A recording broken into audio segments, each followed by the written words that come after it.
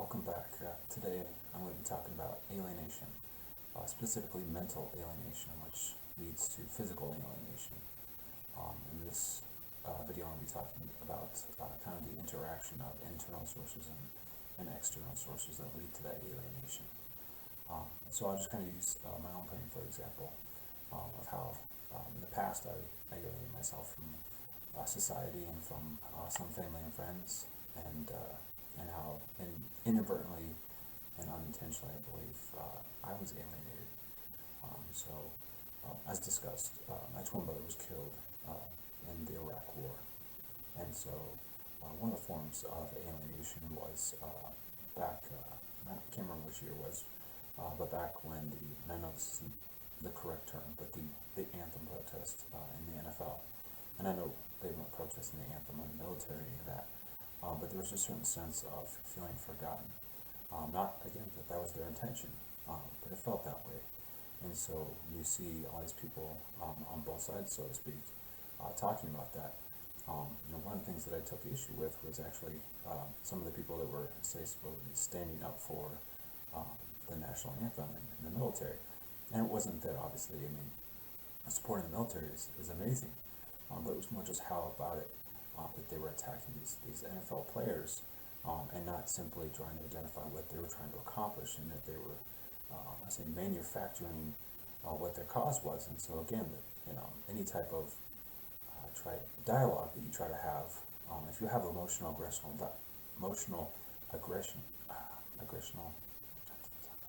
aggressive dialogue, a lot of times people aren't going to hear what you're trying to say, and so there's really no progress made, and so there's just these bitter emotions on both sides, where nothing is talked about really, because it seems like it's just such a hot topic that you see just so much pushing on both sides to where we don't make any progress, and we don't remember what we're trying to do. We're trying to respect the military, we're trying to respect their families, we're trying to respect the people who've given their lives for this country, but at the same time we're also trying to respect the message that was being sent by the NFL players, where they were simply trying to bring attention to injustices. And so that's something that myself, as much as I didn't like the nature of how the protest was done, just because of the timing, I didn't see any hate or any disrespect intended for the military or their families. And so I think it's important to voice how you're seeing someone's actions, specifically in my situation, my families and other families, Gold Star family members like myself. It's important to listen to our side of how we feel about it, because while you may not intend to be disrespectful, it doesn't mean that I may feel disrespect, and justly so. And so that's really something, again, that I think is important for all of us to be self-aware, is to just realize the pain of others. That's one thing I've seen with myself and people around me, and again with this kind of bringing attention to other causes, is that a lot of times we're blinded by our own pain, which, as I've said in the past, traumatic pain is extremely heavy. It's extremely, captivating. It's extremely, I don't know what I'm looking for, but yes, it for myself, it just so many times it blinded me from the effects I was having on people around me. I only saw my pain and how I was reacting. I didn't necessarily observe what the person was intending to try to accomplish. I just took it extremely personally, and then again justified my emotion and my blindness from my pain. I would just go back to the fact that my twin brother was killed. If anybody's allowed to have an opinion, it's me, and that's kind of how I approached things for a long time in the past. And so there was a point where, like I said, I just avoided going out socially. Even if I was surrounded by people I knew, I didn't want to go out, because I was just kind of preparing myself for somebody to be insensitive, even in the slightest way, and took it extremely personally. And again, it just really tainted a lot of get-togethers and a lot of my time, creating memories. It created a lot of bad memories, because rather than me looking at the intentions of what people were saying, I simply took it personally. Like they should know their intentions. They should know how I feel about this, rather than just being objective. Which, like I said, is these situations, specifically, like I said, with I'm a big football fan, it'd be very easy for me to be taken back by emotion and simply judge these players and just put a bitter taste in my mouth about the situation. But fortunately, by the time that was going on, it had been years and years after my brother had been killed, and so I looked at it objectively. I looked at it at, there's never once where any of the players were trying to put any type of negative message towards the troops, and they kept saying that. And so I can respect the fact that I'm not going to say that your cause was meant to be stepping on the grave of fallen soldiers and Marines and sailors and airmen, but even trying to bring attention to a different cause. And so, I just really think it's important, because I think so many times, especially with social media and how so many people, I don't say they attack each other, but a lot of times there's a certain level of hierarchy within pain, that somehow certain pains are more important than others. And in so many cases, it's that pain is pain, and we can't really judge each other. We can't really say who's suffering more or whose pain supersedes the other. It's just a matter of being compassionate toward each other, and realizing that we just need to be alert. And if I say something or I do something that offends somebody because they went through something, and I just said an offhand remark and didn't think of it from a personal level, it's important for that person to realize that, but at the same hand, for me to try to make sure I don't repeat that action, for me to kind of own up to, yeah, I apologize. I didn't think of it that way. It was, I want to say it was about a year ago. We had some friends over, and I almost made an offhand remark. That was just, I'm not sure it was slang, but yeah, I just kind of made a comment, and it was the expression was directly correlated with their pain. And in the past, I never would have second guessed it, just because we use a lot of examples and a lot of let's say, I don't know, we constantly intertwine serious remarks with offhand kind of joking remarks, so whimsically, and I just realized that up until that point, me using that expression would have never meant anything. They would have known exactly what I meant. We all would have chuckled. But fortunately, I was able to catch myself as I was saying it, and realize that there's a lot of hot words, so hot topic words, that can really trigger someone's pain. As for example, like I was talking the other day about my own pain, just having an action movie on, specifically more war-oriented, would really trigger my pain. And so in the past, I could watch those movies and find entertainment and value, and I'm sure that the seriousness would still be there, and I would respect that. But I'm sure that not thinking about it, I might make an offhand remark, and could potentially offend someone justifiably. And so I think, again, it's important to be able to voice our pain, and say, hey, please don't make that comment, or please be a little more mindful about this. But at the same too, we also need to be objective. If somebody does touch on our pain, because there are times when people are being sinister and toxic, and trying to actually make you feel bad, in which case, yes, you certainly should stand up for yourself and stand up for your pain, and not let someone walk all over you. But at the same hand, so many times I feel like there's just a lack of education, a lack of understanding about other people's pain. And so when people get attacked for being quote unquote insensitive, they end up being defensive. They end up being like, I didn't mean anything. Why should I be sorry? And so I think it's a lot easier to kind of own up to your mistakes and own up to your insensitivities when someone addresses it compassionately, identifying that you probably didn't mean anything by it. Because that's, to me, what really alienates us all. Is so many times I feel like so many of us are all hurting in different areas, to where, again, we just really have this attitude like, well, no one cares about my pain. Why should I care about yours?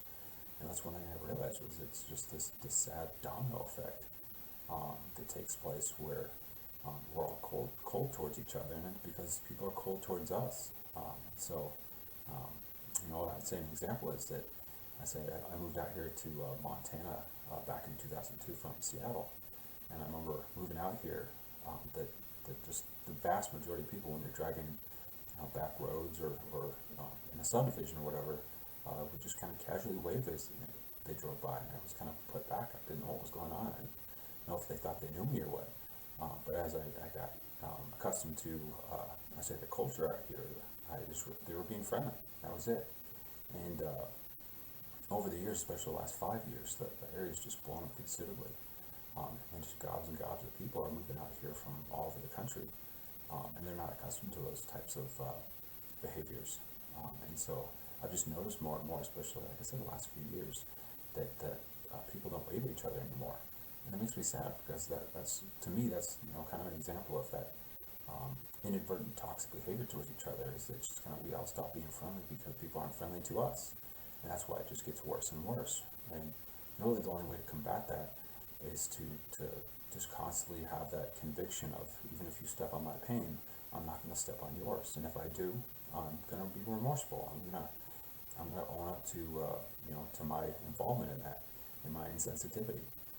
And so again, it's just one of those things where I would encourage people to not try to I don't want to say become jaded, to not be just to not, I don't want to say be petty, to not not have that eye for an eye attitude, more just turn the other cheek, to just encourage people, because in my interactions, you know, I don't know, I just found that when I was more compassionate towards other people, I saw their hearts softening. I saw them become more sensitive and more understanding of other people. But yes, it's just this vicious cycle that lives off its own energy, because it's just one of those things where that's that saying, something, an object in motion stays in motion until something disrupts it. And so that's the idea, is that bad behavior is going to continue until we start obstructing it, until we start changing the direction of our own behavior, and just try to lead by example, and just continue to I say, reassure people of humanity, reassure people that we all make mistakes. We all put our foot in our mouths, and it's important for us to separate people who are truly evil, just mean human beings, and then people who just err. So that's that expression, to err is human, to forgive is divine. And yes, I'd rather seek to be divine, and realize that we all err. And so again, that's just something that leads to a point where we don't want to interact with certain groups, whether it be political or religious or what for. Is that we just all label certain types of people with a handful of experiences, and that's that labeling that really, again, just undoes us, and gets to a point where we can't feel together. We can't have that sense of community. And it's something that I know just kind of lives when you feel like you're in a challenge together, when you feel like you aren't the only one that's holding your pain, it's far less pain. I won't say it's far less painful. It weighs less on you when you feel like you can be yourself with your pain, and feel like other people prioritize your pain. So I said, I feel like that's really what's weighing us all down. It's not the only thing by any means, but I think it's a big part of it. This is this sense of your problems are your problems, and I don't think that's how we should react. But again, too, it's just, how do you change that? I think how you change that is with educating people, not judging them. And so, again, it's just something where, for myself, I know that when I was allowing my pain to judge other people based on how they treated me or what they said about the troops and the war and so forth. I remember one experience where I was talking with somebody I knew, and I know she didn't mean it, but she had made a comment about how, because we were talking about my brother being killed and how I was sad, and she made this offhand remark and said, "It's sad because they died for nothing." And I just sat back and was just like, my brother didn't die for nothing. How could you say that? You know who I am. Why would you say that? And that's when I realized she didn't. I would say she didn't know what she was talking about. And I don't mean that as far as, I knew what she intended in me. I knew that what she was saying was, it was avoidable. It wasn't necessary. I could, and yeah, I could have judged her, and I could have scolded her. But again, as much as that hurt me, just to hear those words, it really, I think, would have hurt me more if I had come undone and just started thundering at her, because that's one thing I realized was I remember reading a book. It says along the lines of how one of the most stressful things that we can go through is when our actions and our behavior is not congruent with our values. And that's not who I am. My values aren't to rain judgment down on people. And so when I have given into that anger and given into that frustration, this sense of self-righteousness or the sense of superiority on a subject, it really has done myself more of a disservice than the comment that person made. I get to the point where I just get into that cycle where I start justifying why I was so angry, why I was allowed to act that way, rather than just realizing it was a mistake. And it's like I said, you do need to be able to speak up for yourself. You do need to be able to say, hey, that's not cool. That's, this is how it makes me feel. I know that might not have been what you meant to be, say, but this is how it makes me feel, so that they can correct that behavior rather than simply go into their own cycle of justification. Because like I said, there's so many times where so many of us don't mean any of the insensitive things we say, and so when judgment rains down upon us, we just reflect and we're like, well, I'm not a mean person. I've seen mean people before. I've run across them. I'm a very nice person. And so there was this cycle of denial. But a lot of times it's just because of how we were approached about it, how we were verbally attacked. And so, yes, I would just really hope that we can all look at it from that point. Again, we'll just be honest with ourselves. And then again, too, when it comes to a point when someone says something insensitive, or we say something insensitive, just be mindful of how we could do better. So again, there's a lot of other forms of alienation, but this is just kind of my first step off on it. And I hope I can help some people. I hope that, and again too, I'm looking forward to a point where I can have some feedback on how other people feel about certain subjects and talk about their pain. Yes, I hope everyone's again ready for the weekend and doing well. And as always, good luck and good night.